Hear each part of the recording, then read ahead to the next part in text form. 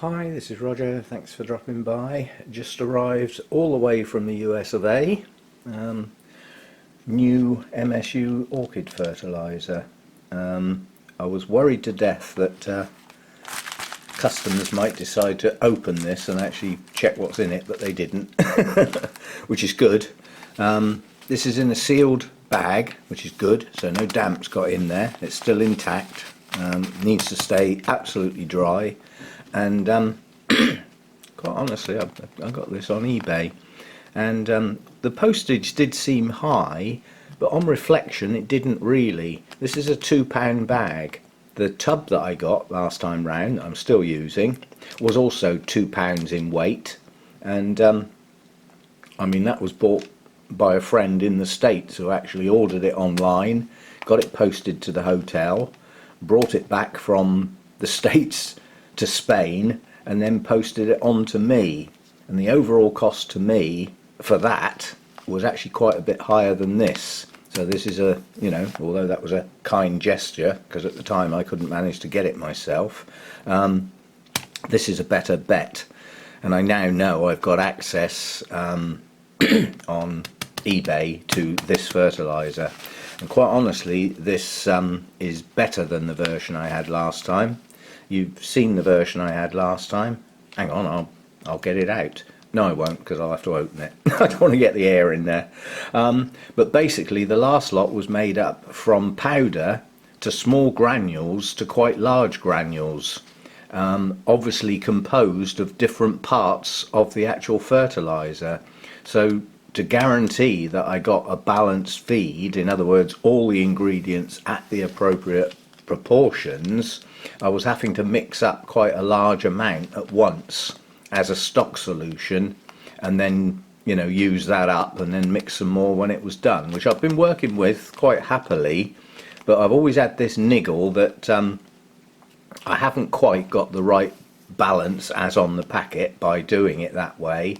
And in addition to that, by mixing it up as a stock solution, I've got no guarantee that some form of merging and messing about with the individual chemicals is not happening once it gets added to the water, if you see what I mean. I mean, I've heard that things like magnesium and calcium can precipitate, I think that's the expression, basically change their properties, whereas this stuff is a uniform set of granules, and obviously they all contain the same thing.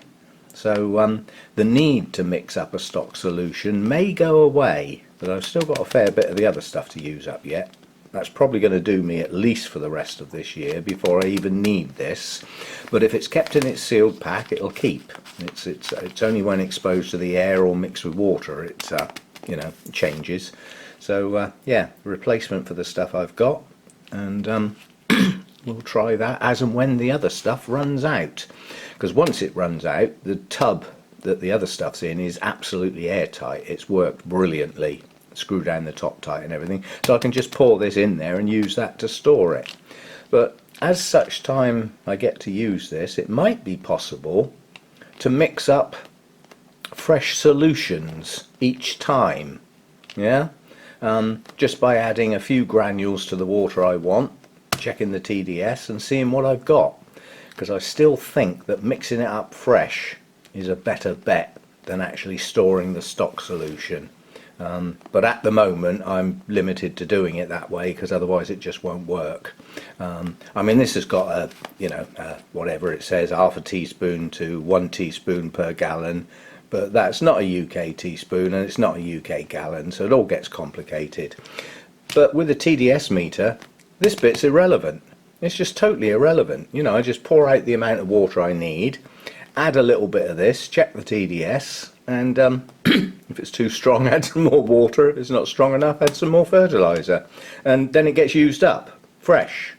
So it's a more guaranteed way of making sure that this is what the plants are getting, and not something that's been derived from being mixed up too long with the water. Anyway, it's arrived, it's safe, the bag's still airtight, so it'll store, and we'll get round to using that as and when, and obviously I'll get back to you as such time, you know, when I start to use this. and we'll see how I'm going to proceed. But I'm pleased that that's arrived. Oh, there's something to show you out in the grow room. I'll tag that on the end. My Shelob Tolkien's just opened. It's got another spike to go, which in fact is the better of the two spikes. That's got 5 buds on. This one's only got 1, 2, 3, 4, but nonetheless it's opened, and it's odd. I can never explain this sort of thing, because I try and make sure I don't move my plants once they get the buds starting to form, so that the aspect of the blooms is consistent and they don't start doing daft things. But this one's decided to open completely upside down. They just seem to do that sometimes. Anyway, it's just opened, so we've got Shelob Tolkien back in. As I say, they last a reasonable amount of time, and I'll have a bit of a succession because obviously these buds haven't opened yet, so that's good. And there's one other thing I want to show you, but I'll have to get it out. I'll be back. There's a couple of things going on with my my Miltoniopsis that I've had a while now. This one's just opened. This is actually Her Alexander. It's actually got a name. Single bloom on a spike.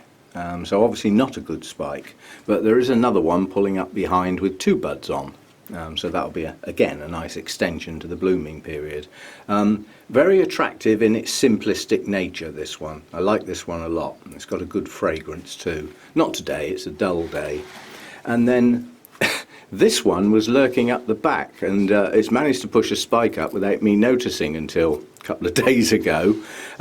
This is the one called Junette, I think. Let's dig the tag out. Yeah, this is Junette, which was bought as a yellow one, but it is a bit of a colour changer. It does open a palish yellow, and then it fades, so it's a bit of a colour changer, this one, whereas this one opens pure white and stays white. Yeah, so some things going on with you know, my longer term Miltoniopsis. The 3 ones got at our 60th show, they won't be in bloom for a very long time now, so and those are new acquisitions compared with these. So I'll just swing round and have a look at this one in case you didn't see the video that it was actually in. This was a gift sent to me by Hannah. It's in the part 4 of the project Orchids, but wasn't actually filmed as a separate thing. This is a lovely spike, 4 lovely large blooms, and for me a first time bloomer. Looking at the screen I'm looking at now, this camera is fading that. That is a good yellow, a very good yellow. And the yellow in the centre with the little thin red veining is a deep golden yellow. So it's an absolutely stunning Miltoniopsis. No name on this one. It was just sent as a division because I kept on moaning that I couldn't get hold of a yellow one, and then the division arrived. It's grown on, produced a spike, and opened nicely. So at the moment the Miltoniopsis are not doing too bad. I've got one more up in there that's got no sign of any spikes yet, but that one was set back quite badly. But it's growing on now. It has matured a couple of growths. I wouldn't be at all surprised to see a spike on that in the not too distant future. But well pleased with this one. Absolutely stunning colour. And I'll see you next time. Thanks for dropping by.